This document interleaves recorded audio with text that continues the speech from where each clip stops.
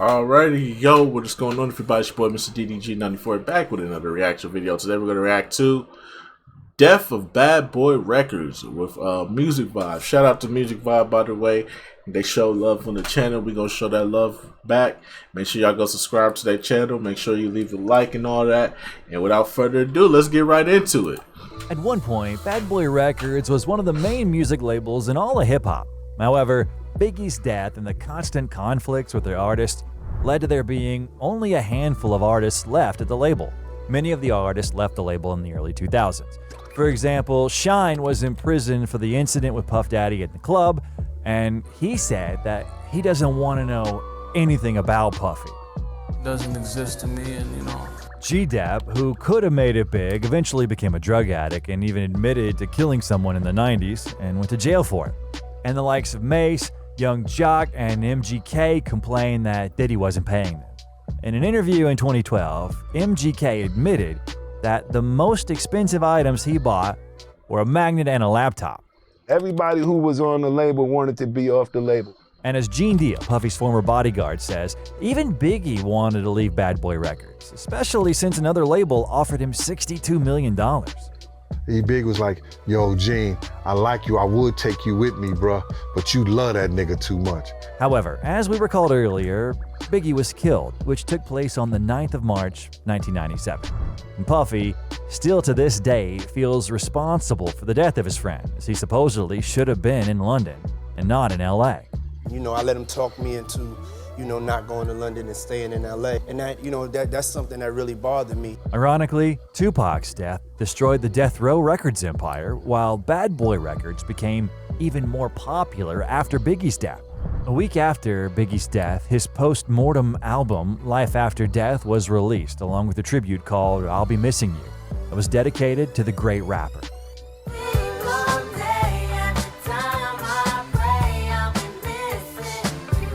And even before Biggie's death, yet another star left, called Craig Mack. For those who don't know, he was the first rapper who brought fame to the label with his song, Flavor in Your Ear. Time for new flavor in your ear. I'm kicking new flavor in your ear. As we said in a separate video about him, Craig helped Biggie become popular thanks to a remix of his banger, which led to Puffy investing more in Biggie instead of Craig. Here is one of the moments which made it clear that there was a lot of misunderstandings between Puffy and Mac. Definitely, we got a new album we're working on him to drop in January. Besides that, we about to just drop our R&B stuff. The Puff Daddy album. Here, for some reason, Diddy said that they are planning on releasing a second album by Craig Mack. But judging by the rapper's reaction, it became apparent that that's not true. In the end, Craig left the label, and here's why. When Craig Mack changed his manager, Puff didn't like him for whatever reason he didn't. He told Craig, if you don't fire your manager, nigga, you can't work for Bad Boy. Sometimes we can get into unpleasant situations too. For example, America's cheapest 4 artists to play. Next main artist, people.com/musicvibe. Get out of here with these goddamn Bad Boy's next things. main artist became Mase. He was in the charts in the time period from 1996 to 1999. trying to live it up. Rock jewel, bigger truck, piece all glittered up. Stick a kid, nigga, what? However, in 99, he declared that he's leaving Bad Boy Entertainment and announced the formation of Sane Ministries. He called himself Minister Mase after a soul-stirring vision from God. And I just wanted to better my life. I wanted to do something better for my life. Not all the time money is the best thing for your life. Indeed, at the height of his popularity, owing to the success of his Harlem World album, Mase reportedly told one radio interviewer, Tupac, who was killed in Las Vegas in 1996, heard the call, and he didn't heed the warning. Biggie heard it. He didn't heed it. I'm no fool. I think you might be the right one. Whoa. Shyne arguably had it the roughest in the entire history of Bad Boy Records. He signed the contract in '99 Turned his back and on him. had an unfortunate situation in that very same year that forever changed the life of the rapper. At the end of December 1999, Jennifer Lopez, Sean Combs, and Shyne himself found themselves in a sticky situation after a party in New York, which turned into a shootout at a nightclub that left 3 people seriously injured. There are 2 versions of what happened. The first is about what took place in the club's VIP section, where a group of men approached Diddy and mocked the general director of Bad Boy by throwing a stack of money at him. The second is that as they were leaving, Combs, with a bottle of champagne, accidentally pushed someone at the club, knocking the drink out of his hand. In any case, a fight broke out, and Shine pulled out his gun and shot in the air, which resulted in everyone leaving the club. And allegedly, 3 people got injured. Shine was absolved of the attempted murder charges, but he was charged with assault and possession of weapons and was sentenced to 10 years in prison. Diddy was cleared of all charges, including his attempt at bribing his driver to take full responsibility for the illegal use of a weapon. That's crazy. During his radio interview, Shine said that he carries a gun because he was shot at just a month prior to the incident in the club. The rapper said that carrying the gun in the club saved his life and the life of singer Jennifer Lopez. And because of that, he thinks that he acted accordingly, and if he hadn't pulled out his gun, it all could have ended in tears. However, the relationship with his producer was ruined, and he stated that Combs sold him out to save his own ass. Yep. Puff in this says that from day one, he offered you his legal team. Categorically untrue. He says he offered to pay for your appeal. Absolutely. Nas dedicated a line to this incident in the song Purple. The whole city is mine, pretty as dawn. I don't like the way P. Diddy did Shine with different lawyers. In that same year of '99, the Lox were ready to leave Bad Boy because their more hardcore style of rap didn't fit well with the label's creative direction. They did everything they could to legally free themselves of the contract. But Jadakiss recalled what led to Diddy finally allowing the rappers to continue on with their careers without Bad Boy. When Styles threw the chair at Puff, that was probably the last straw for that. After such a difficult year for Puff Daddy, he changed himself to P. Diddy to start his life over with a clean slate. He didn't even want to sign DMX and 50 Cent because of their gangster lifestyles. For reference, here is what 50 Cent said. Yeah, you know what? I was going back and forth. Look, they knew I was talented. They just looked at it and was like, I don't want all this stuff to come. But y'all, they dodged the bullet, though. 1999 and 2004, everything was great at Bad Boy Records. The artists were releasing albums that were ranked quite highly. However, at some point, 2005, everything began crumbling right before our eyes.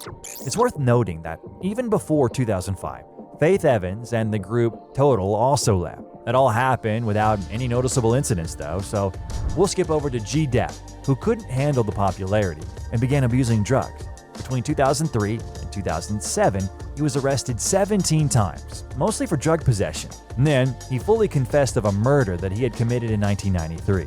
At 18, he decided to earn some money. He found his victim, went up to him, and pointed his gun at his body and asked, "Where's the money?" The guy didn't answer.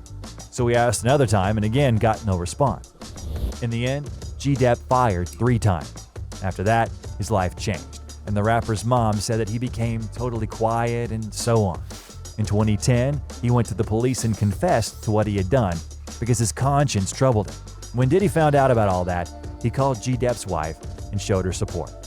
Mace returned to making music with an album called Welcome Back, That goddamn which was a bitch hat. disappointment compared to his Goddamn fan bitch favorite brim, album, dog. Harlem World.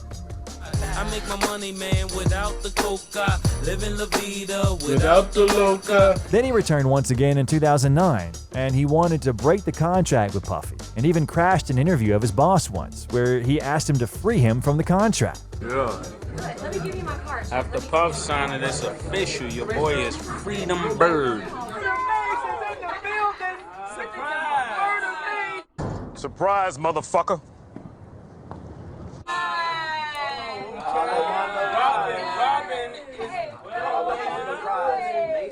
Disrespect to the boss was showed by Black Rob, who told Bad Boy Records to go to hell after he was incarcerated for robbery in 2006, and Bad Boy removed him from his website and failed to provide any material support during his stay, financially or emotionally.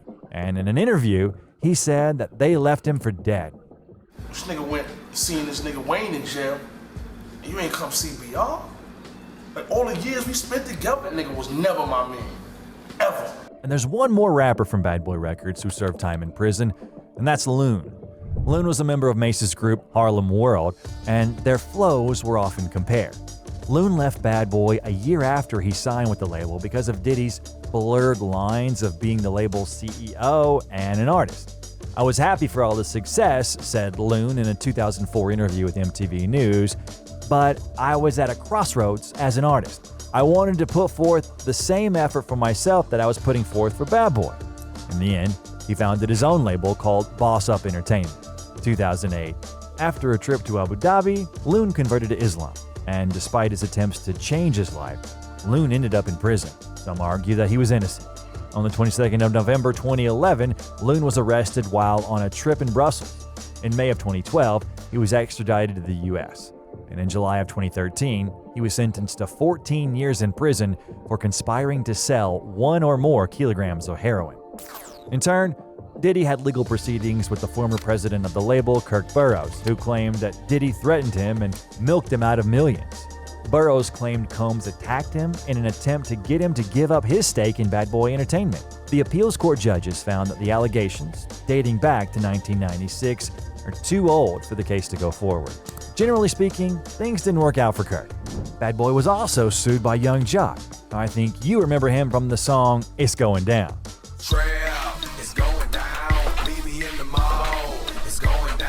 Well, Jock took Bad Boy and Block Entertainment to court, alleging unpaid royalties and advances and overcharging him for clearing samples. Puff and Jock would eventually come to terms, but the rift led to Jock winning his release from the label in 2010. You do like big hair. You like big hair. You like a lot of makeup and all that. Actually, I don't. I don't like big hair. I don't like certain makeup. I'm very flexible with what you want to do, and I've worked with everything that you've thrown at me. I'm not seeing the flexibility. You gaming me. Because so many artists left the label, Diddy began looking for talents in his own show called Making the Band. Some clips from the show started going viral because of how wild some moments were, especially when Diddy would command his participants. The first clip came from MTV4, where Diddy had everyone line up on opposite sides and compete in a singing battle to see who wanted the opportunity more.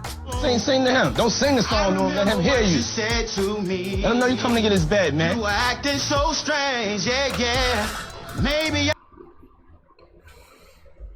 This is some of the most cringe, sus shit ever, dog. Diddy, I know the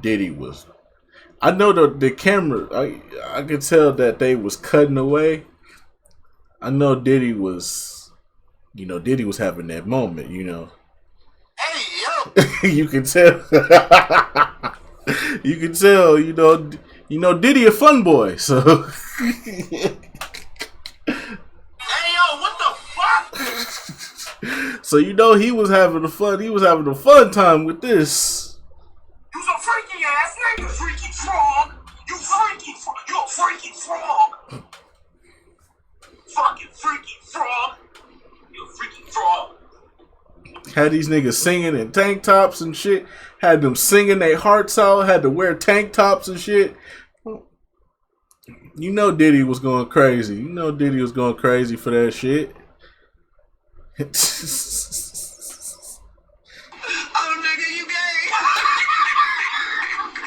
Diddy was going crazy for that shit. I was too blind.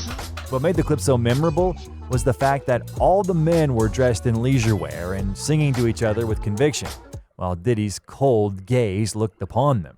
The second was from MTV2, where Diddy asked members of his hip-hop group The Band to walk to Brooklyn from Midtown Manhattan to get him some cheesecake from the famous Junior's Cheesecake restaurant. If y'all bucking on this little right here, I definitely don't want to with y'all. Niggas want this man, but we was just on the tip like you was trying to put us out there like a bitch or something, like make us walk all the way to Brooklyn, like, you know what I'm saying? I don't really care however you took it or whatever went through your mind. Be fly about it, get your swag on, walk that way. That way, do it. The moment went down in TV history as the group actually went and got the task done. I wouldn't have did it. Participants reacted to these videos. I wouldn't have did it. Me personally, I would have swung on Diddy right then and there. I would have been like, you faggot motherfucker. Get that nigga right in this shit. You like, you faggot motherfucker. You got me fucked up, nigga. You wear lipstick, nigga. You a fun boy, nigga. You wear lipstick. Fuck out my face. That nigga wear a lip gloss. Yeah, for those of y'all that don't know, Diddy wear lip gloss back in them days, boy. Nigga had lips all greasy and shit. That nigga was wearing lip gloss, nigga. Lip gloss was popping, nigga. Freddie P., who was a member of the band, confessed Diddy is one of the main reasons he hates life. Taking from a man's family where I gotta sell dope for 20 years and survive in these streets and still don't have a felony, my nigga. I don't have my freedom. Why would you say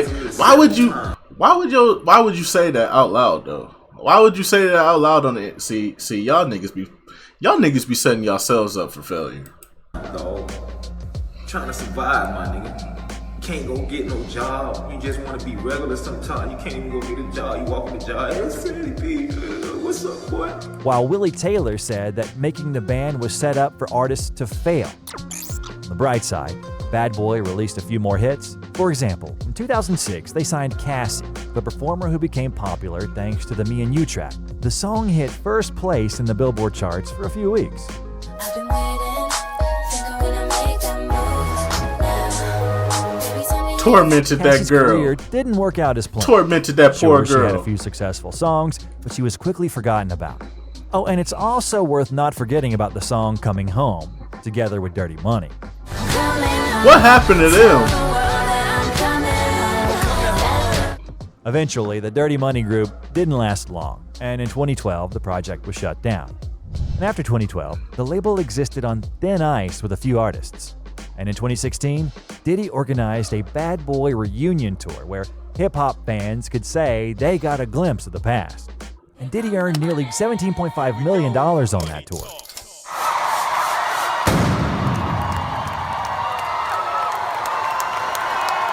He brought everyone back to the scene, except Shine, who gave his own concert, but in Belize. By the way, Diddy helped Shine return to America. Yo, so I'm just, I'm in my bag right now. Crazy. I got my brother here. And of all those who were there, one wasn't, and it was Craig Mack, who couldn't make it due to health concerns. And on the 12th of March, 2018, Craig Mack passed away due to heart failure. Diddy even wanted to pay for the funeral, but he wasn't allowed to do so, just as he wasn't given the opportunity to say his goodbyes to him. And Gene Deal recounted You never why. cared about him. Craig Mack went to his grave mad at Bad Boy. In his last interview, Mack You didn't care about him. What, was you checking up on him when he was sick, nigga? Nah. Fuck out of here, nigga. You wasn't checking up on that man when he was sick. You wasn't checking up on that man when he was going through what he was going through. You never gave a fuck about that nigga then. That nigga was making you money. They just said you got mad at him because he selected a manager that you didn't fuck with.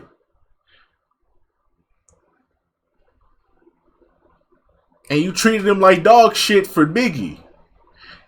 I get it, Biggie was the more talented artist, but still, he the first one up. You gotta make sure he shine, and then start working on Biggie. At least make sure both your artists are cool, man. You ain't care about that, man, Diddy. The fuck out of here. Recounted how he nearly killed the boss of the label, but he didn't specify exactly who could have been the victim. However, many online think the target must have been Diddy. This could have taken place in 2011 because Mack didn't finish his album and the so-called boss of the label started threatening him. Mack did not want to continue working because they had initially agreed that, during the making of the album, he would receive a set amount of money.